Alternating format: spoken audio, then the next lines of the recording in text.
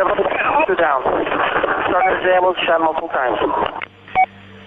Attention all cars. Officer down. Officer down.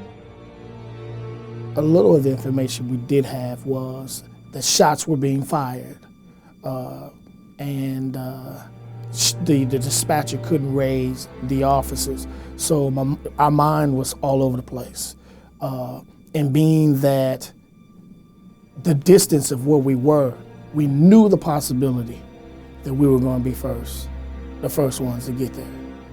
We kind of had an idea that we'd probably be the first ones to get there. But I remember this overwhelming feeling of grief, of rage. You get a feeling in the pit of your stomach. You're in shock.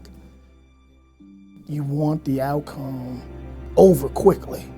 You want the dispatcher to come back on the air and say, slow the cars down, the officer's okay. That's what you're waiting to hear.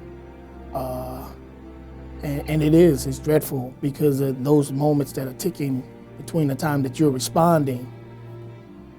It gets you on edge because that's what you're waiting to hear. You're so hoping to hear the officer key up and say, I'm good, I'm good. It's there all the time. You have to think about that. This is the profession that we're in, and that's one of the dangers, that receiving that call. So you have to play that out in your head. I don't believe there are any policemen who don't. You have to be prepared. Everything was moving in slow motion. I knew they were talking, but I couldn't hear anything.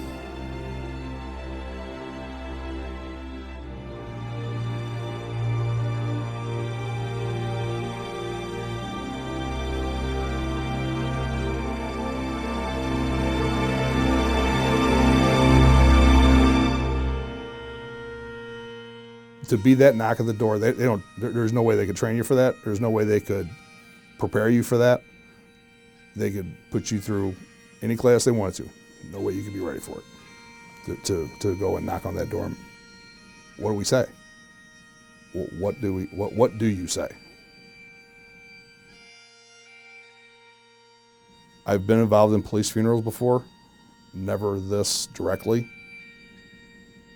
It was massive, and it was awe-inspiring, and it was just, it made you feel that we all were and still are a family. And there was people there from far corners of the country to pay respects to this young kid who was out doing his job trying to catch a bad guy, and they're here to pay their respects to him. What's stripped away from those families? You know, simple things. You know, the first Christmas Eve, a confirmation or a baptism, a wedding, graduation, first day of school. That's what surviving family members are stripped of, because their loved one was trying to make a difference.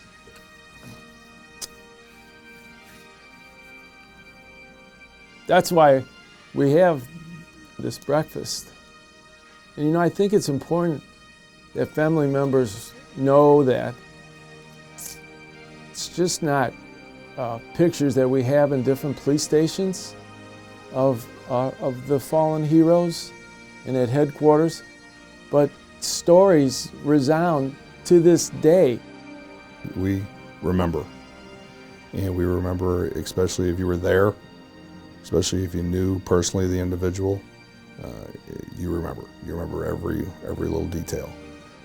So we're honoring police officers from the St. Louis Police Department that have given their lives in the line of duty, fallen heroes. But just as importantly, we're honoring the legacy of the surviving family members, their legacy of dignity, of perseverance, of endurance. And you'd have to be a family member to know exactly what each one felt at the time that it happened to their loved one, but we're a police family, so everything's integrated. And this is just to remind family members, I always think that we are a police family, and this is the day we don't forget our fallen heroes, but we don't forget you either.